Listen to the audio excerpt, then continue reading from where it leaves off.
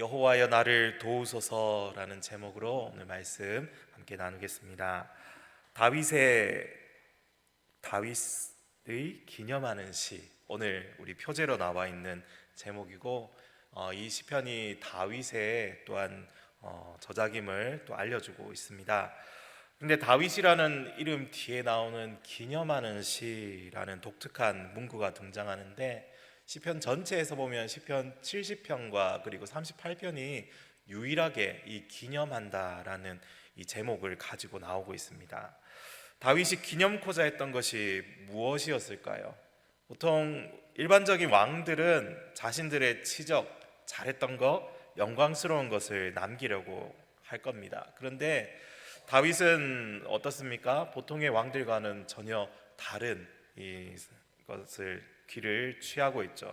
다윗은 자신의 과거를 되새기면서 이 시편을 읽는 하나님의 백성들에게 지금 교훈을 주고자 하고 있습니다. 그래서 그의 가장 큰 잘못, 과오라고 할 수 있었던 심각한 이 범죄를 꺼내어서 이야기하고 노래합니다. 그것이 무엇이죠? 바로 밧세바 사건입니다. 이 사건을 통해서 그는 삼중의 고통을 겪었는데요. 첫 번째로는 다윗이 느꼈을 심각한 죄의 무게입니다. 죄책감이라고 하죠. 두 번째로는 심각한 질병이 찾아온 것 같습니다.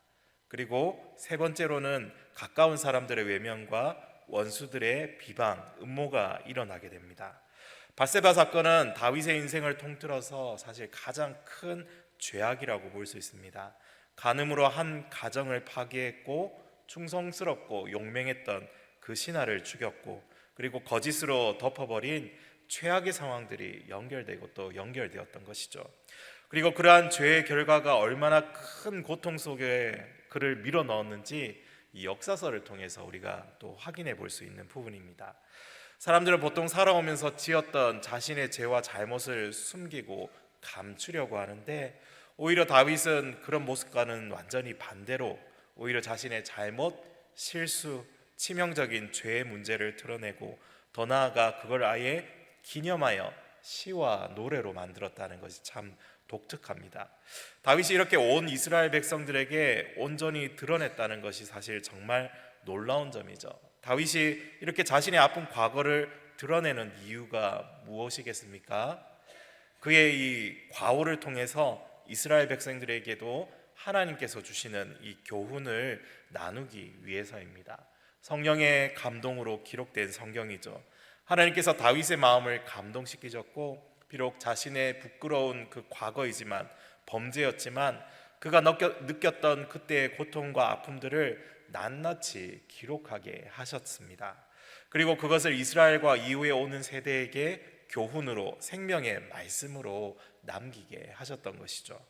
누구든지 다윗과 그의 범죄를 기억하게 하고 죄를 경계하며 그 죄악이 미치는 영향력이 얼마나 크고 치명적인지 깨닫게 하시려고 이 말씀을 또한 우리에게 주시는 것입니다. 이건 개인에게도 적용되지만 사실 공동체적으로도 적용되어지는 겁니다.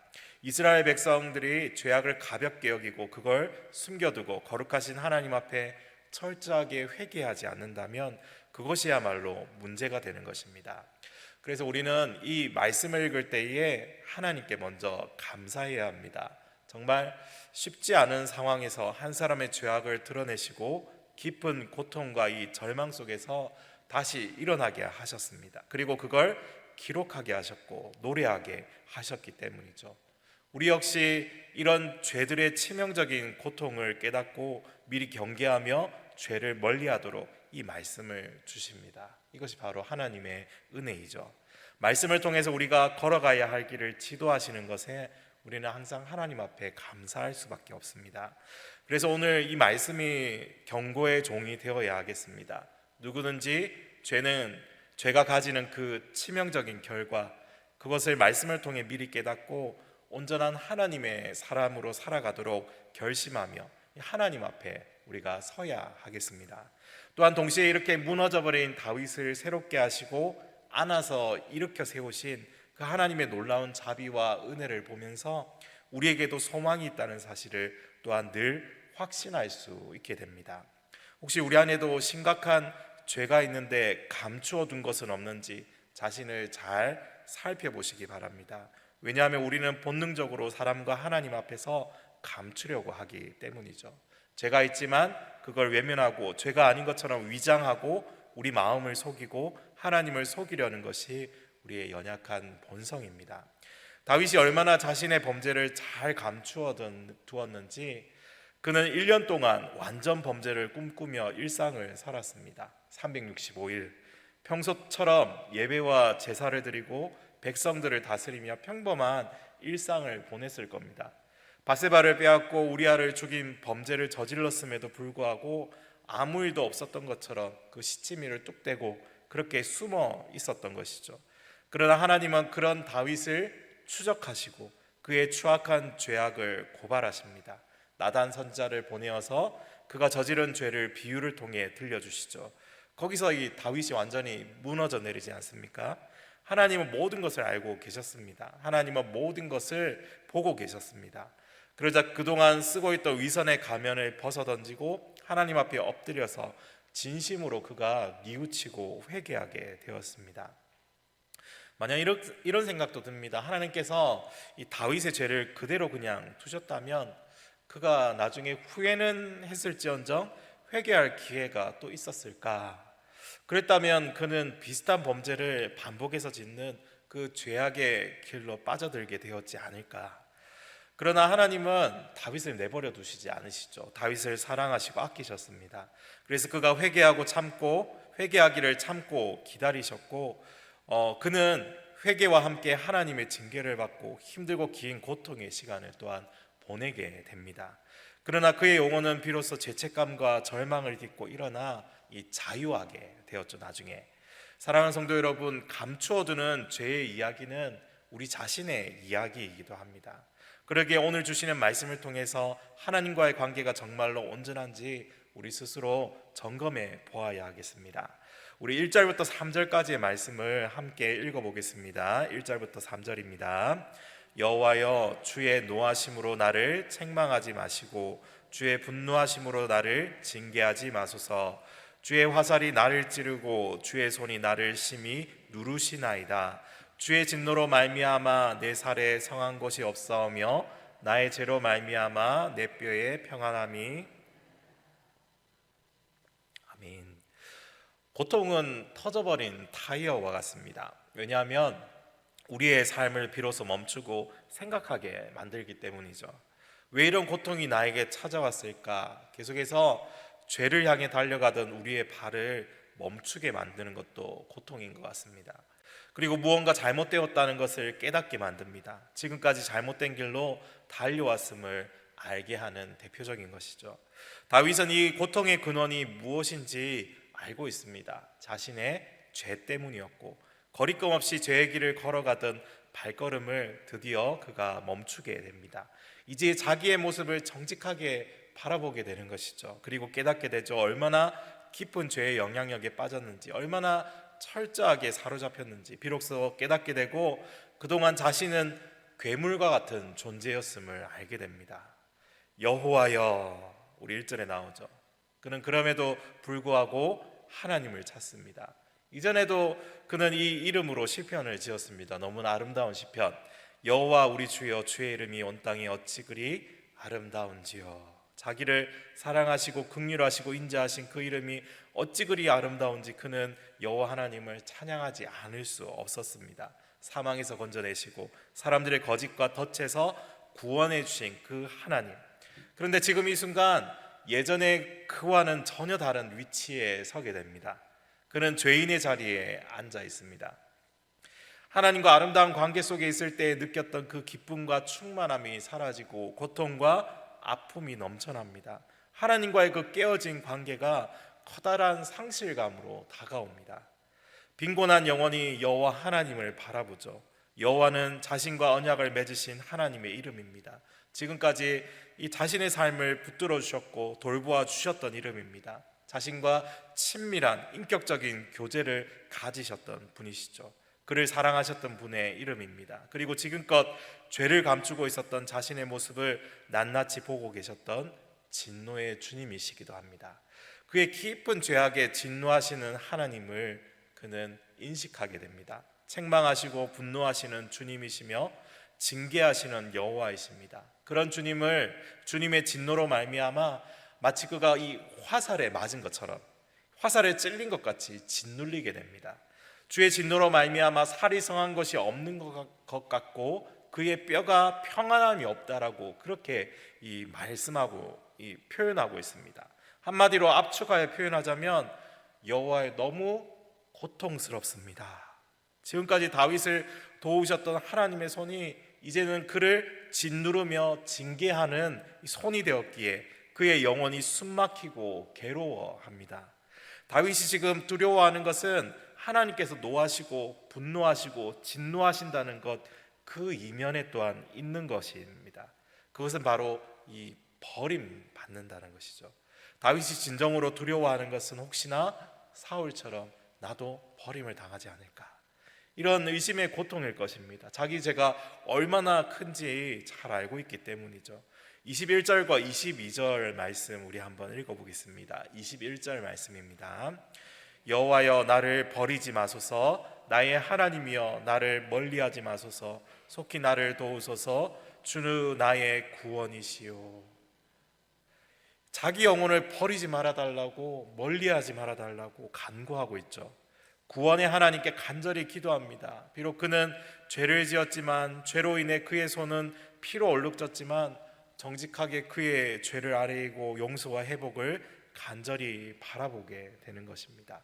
우리 4절부터 8절의 말씀을 또한 함께 읽어보겠습니다. 4절입니다. 내 죄악이 내 머리에 넘쳐서 무거운 짐 같으니 내가 감당할 수 없나이다. 내 상처가 썩어 악취가 나오니 내가 우매한 까닭이로소이다. 내가 아프고 심히 구부러졌으며 종일토록 슬픔 중에 다니나이다.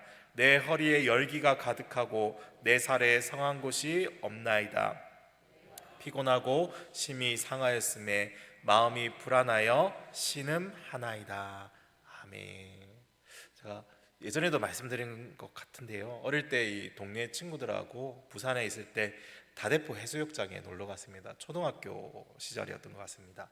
오후쯤이라서 이 물이 들어오게 되는데요, 신나게 놀다 보니까 어느새 물이 그냥 차올랐던 겁니다. 얕은 곳인 줄 알고 물놀이를 하다가 갑자기 발이 닿지 않고 쑥 하고 내려가는 것이죠. 오목하게 아마 되었던 부분인 것 같습니다. 거기에 그냥 빠져버린 것이죠. 다행히 허우적대는 거를 같이 갔던 동네 형이 발견해서 겨우 빠져나왔는데, 신고 있던 한쪽 신발은 그냥 잃어버리고 거기서 그냥 발견했던 버려진 쓰레빠라고 보통 부르죠, 슬리퍼 신고 그렇게 집에 갔던 기억이 아직도 납니다. 우리 4절에 보면 죄악이 머리에 넘쳐서 무거운 짐과 같다라는 표현이 꼭 이 물에 빠져서 허우적거리는 것 같습니다. 물에 빠져보신 분들은 아마 잘 아실 겁니다. 물이 내 머리 위로 몰려오는데 당황해서 어떻게 할 수가 없죠. 마치 이 무거운 짐이 이 머리를 짓누르는 것처럼 쑥 하고 이 물속으로 그냥 가라앉습니다. 그래서 발버둥치고 허우적거리는 것밖에는 아무것도 할 수가 없었습니다. 이 죄악이 머리에 넘쳐서 무거운 짐이 되어 도저히 감당할 수 없는 다윗도 그러했겠죠. 죄가 가진 그 무게가 넘쳐나는 물처럼 순식간에 그를 집어 삼켜버립니다. 생각해보면 죄는 죄를 부른다고 순식간에 모든 일들이 벌어집니다. 밧세바를 범하고 남편 우리아를 불러들이고 완전 범죄를 꿈꾸던 그의 말을 듣지 않자 편지를 들려서 이 요압에게 보내고, 요압은 그 우리아를 가장 강력한 적군들이 기다리고 있는 그 맨 앞에 세워서 성으로 돌격하게 만들죠. 결국 우리아는 장렬하게 전사했고 그 길로 곧바로 밧세바를 데려와서 자기 아내로 삼는 이 다윗의 모습을 보게 됩니다. 그리고 자녀까지 낳았죠. 모든 것이 순식간에 그의 머리 위로 몰려드는 그 물처럼 죄의 깊은 물 속에 빠져서 허우적거립니다. 도저히 벗어날 수 없는 상황 속에서 아예 잠겨버리고 더 깊이 빠져들게 되는 것이죠. 다윗의 상태를 나타내는 또 다른 표현이 5절에 이어서 나옵니다. 내 상처가 썩어 악취가 나오니. 상처가 생기고 나면 제대로 된 응급처치가 사실 필요하죠. 상처 부위에 감염된 되지 않도록 세심하게 사실 소독하고 약을 발라줘야 됩니다. 그런 조치도 없이 나중에 상처에서 악취가 나고 썩어 간다면 그 부위는 더 이상 소망이 없죠. 어떻게 해야 되죠? 도려내야 되죠. 이 썩은 부분은 도려내야만 살 수 있습니다. 다윗은 썩어버린 상처에서 악취가 진동했다라고 표현합니다. 그러나 이것이 얼마나 심각한 것인지 깨닫지 못한 채 그는 계속해서 방치하며 외면하며 살아왔던 그 결과인 것이죠. 죄를 짓고 회개치 않고 방치하는 것이 바로 이와 같은 것임을 보게 하십니다. 우리 영혼에 이토록 심각한 영향력을 끼친다는 사실을 알지 못한 채 살아가기가 얼마나 쉬운지 모릅니다. 보통 우리 몸에서 악취가 난다면 어떻게 하시겠습니까?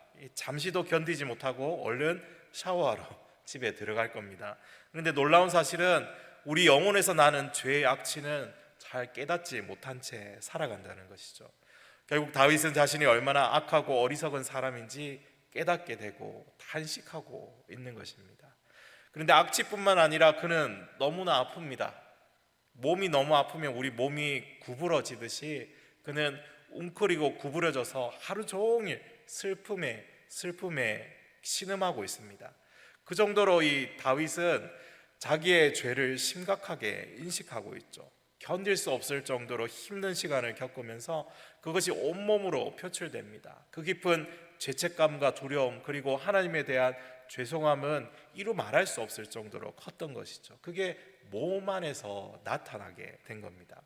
그래서 9절에는 또 소원이라는 말로 표현되어 있는데요. 우리 9절 말씀을 다시 한번 읽어보겠습니다. 주여 나의 모든 소원이 주 앞에 있사오며 나의 탄식이 주 앞에 감추이지 아니하나이다. 아멘. 이 소원이라는 것은 이루기 힘든 것을 간절히 염원하는 것 아닙니까? 소원은 간절히 원하는 것이고 이루기를 갈망하는 것인데 다윗이 지금 간절히 이렇게 말하고 있습니다. 나의 소원이 오직 주 앞에 있습니다. 이렇게 아프고 절망적인 이 두려움과 모든 어려움이 고통 가운데 있는 그가 나의 모든 소원이 어디 있다고 고백합니까? 주 앞에 있습니다. 이루어지기 힘들지만 그러나 간절히 열망하는 소원, 다윗이 지금 간절히 이루고자 하는 소원이 무엇입니까? 그가 이렇게 고통 속에 괴로워하고 처절하고 철저하게 회개하며 뉘우치는 그의 이런 탄식을 여호와께서 들어주시는 것이죠. 주의 응답을 듣고 죄를 용서받고 하나님과의 그 관계가 다시금 회복되어지는 것, 그것이 그의 소원인 것이죠. 다윗은 다시 한번 이렇게 고백합니다. 10절 말씀에 내 심장이 뛰고 내 기력이 쇠하여 내 눈의 빛도 나를 떠났나이다. 11절에 내가 사랑하는 자와 내 친구들이 내 상처를 멀리하고 내 친척들도 멀리 섰나이다. 그리고 12절에 내 생명을 찾는 자가 올무를 놓고 나를 해하려는 자가 괴악한 일을 말하며 종일토록 음모를 꾸미오나. 아까도 말씀드렸지만 삼중고라고 그랬죠. 육체적인 정신적인 고통도 고통이었지만 거기에 더해서 그를 더 고통스럽게 만드는 것, 바로 가까운 사람들, 그의 친구들, 어쩌면 가족들 안에서도 그가 외면당하기 시작한 겁니다. 뿐만 아니라 그의 원수들로부터도 조롱을 당하죠. 대적들이 음모를 꾸미는 것입니다. 마치 온 세상으로부터 버림받고 홀로 외로이 서 있는 것 같습니다. 이렇게 고통스럽고 힘든 때에 그의 가까이에 있던 그 누구도 진정한 위로와 평안을 줄 수가 없었습니다. 또 이런 상황을 이용해서 다윗을 넘어뜨리려 했던 그의 대적들이 있었던 것이죠.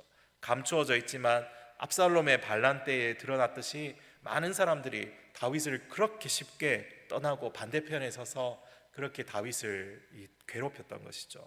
이런 비참한 처지에 있어도 그는 13절 말씀처럼 듣지 못하는 자처럼 아무 말도 못하고 있습니다.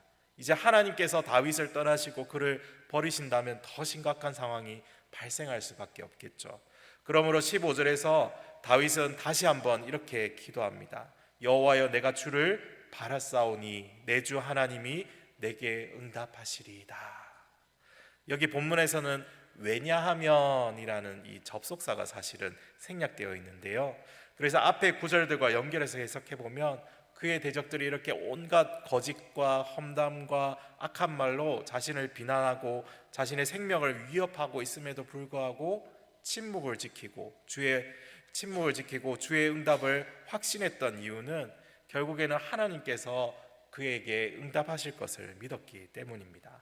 다윗은 질병의 고통과 친밀했던 사람들이 버리고 떠나가는 그 고통과 그리고 이 원수들이 그를 박해하는 그 고통 속에서도 기도로 몸부림치며 하나님께 나아가고 있습니다. 자기 죄를 애통해하고 하나님을 의지하며 주님의 응답을 기다립니다. 그냥 기다리는 것이 아니라 확신하며 기다립니다. 믿음으로 기다리는 것이죠. 하나님께서 반드시 내 기도에 응답하시며 하나님의 긍휼과 인자하심을 입을 것을 그가 믿고 나아갑니다. 깊은 기도 속에서 다윗은 회복을 바라봅니다. 자기 힘으로는 도저히 어떻게 할 수 없는 모든 상황들, 죄의 결과들 속에서 다시 한번 하나님과 그의 관계가 회복되어지고 여호와의 도우심을 얻기를 간절히 바라고 있는 것입니다. 하나님 앞에 매달리는 깊은 기도가 그의 영혼을 살리게 됩니다. 솔직하게 정직하게 하나님 앞에 죄를 고백하고 삶의 모든 문제를 내려놓고 엎드릴 때 이 회복이 일어났습니다.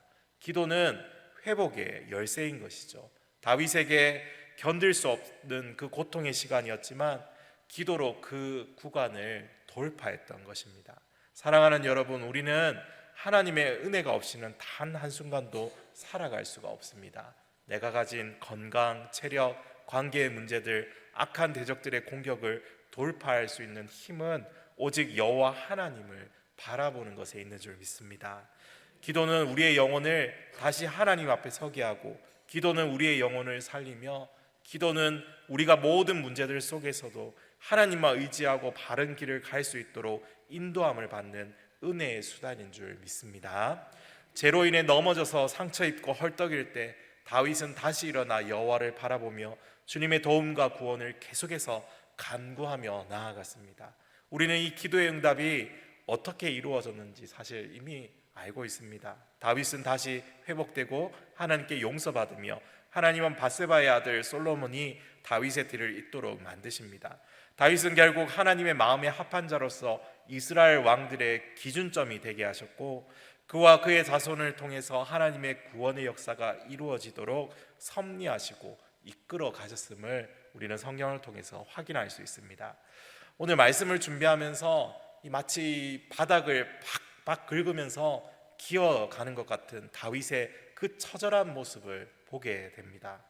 그가 하나님 앞에 다시 바로 서기 위해서, 회복을 위해서 얼마나 몸부림치고 기도하는지를 볼 수 있었습니다. 그런데 여러분, 우리 모습도 이러해야 하지 않겠습니까? 다윗이 인식했던 죄의 심각성을 우리도 깨달아야 하지 않겠습니까? 하나님 앞에서 그 첫사랑을 회복하기 위해서 다시 한번 기도의 자리로 돌아가야 하지 않겠습니까? 오늘 말씀을 통해서 날마다 죄로 인해 하나님 앞에 부끄러운 죄인된 우리의 모습을 인식할 수 있기를 소원합니다. 죄로 인해 발생하는 모든 온갖 문제들과 어려움들도 있고 우리가 어떻게 할 수 없는 많은 일들이 쌓여 있음을 다시 한번 깨닫기를 바랍니다. 죄가 가진 그 영향력이 얼마나 크고 그게 얼마나 악취를 내는지, 또 우리의 영혼을 얼마나 오염시키고 마비시키는지 다윗이 당하는 고통을 통해서 우리가 바라보아야 하는 것입니다. 죄의 무거운 짐을 진 다윗이 모든 소원을 주께로 향하고 기도했듯이 주를 바라보며 응답을 기다리며 주님의 구원을 사모하며 우리도 기도하며 나아갑시다. 긍휼이 많으시고 인자하신 주님께서 다시 한번 붙들어 주시고 그의 앞에 당면한 모든 문제들 속에 역사해 주시기를 우리도 기도하며 나아갑시다. 사랑하는 성도 여러분, 죄의 무거운 짐을 가지고 살아가지 마시고 우리 구원의 주님 앞으로 모두 내려놓으시기를 바랍니다. 죄로 인해서 넘어질지라도, 다윗처럼 바닥을 박박 기어서라도 다시 일어나기 위해 주님 앞에 정직하고 솔직하게 기도의 자리로 나아가시기를 바랍니다. 우리를 위해 중보하시는 분이 있음을 기억합시다. 우리 구주 예수님께서 하나님 보좌 우편에서 우리를 위해 중보하십니다. 성령께서도 우리를 도우시며 말할 수 없는 탄식으로 우리를 위해 기도하십니다. 여러분, 기도는 우리의 영혼을 살립니다. 기도는 우리 삶의 모든 문제를 해결하는 유일한 방법입니다. 기도하지 않으면 우리 삶의 어떤 문제도 해결되지 않습니다. 기도하면 하나님께서 들으시고 도우시며 피할 길을 주시고 내가 알지 못했던 방법으로 채우시고 보호하시고 인도하심을 경험하게 하십니다. 사랑하는 성도 여러분, 진부한 말이고 진부한 결론인 것 같지만 항상 강조하고 더 강조해도 부족함이 없는 줄로 압니다. 다윗처럼 그 기도에 몸부림이 있는 저와 여러분 되기를 소망합니다. 그래서 그 영적 밑바닥으로 추락한다 해도 다시금 회복의 은혜를 경험하고 그렇게 다시금 뛰어 올라와 더 단단해지는 믿음의 성장의 길을 간절히 소망합니다.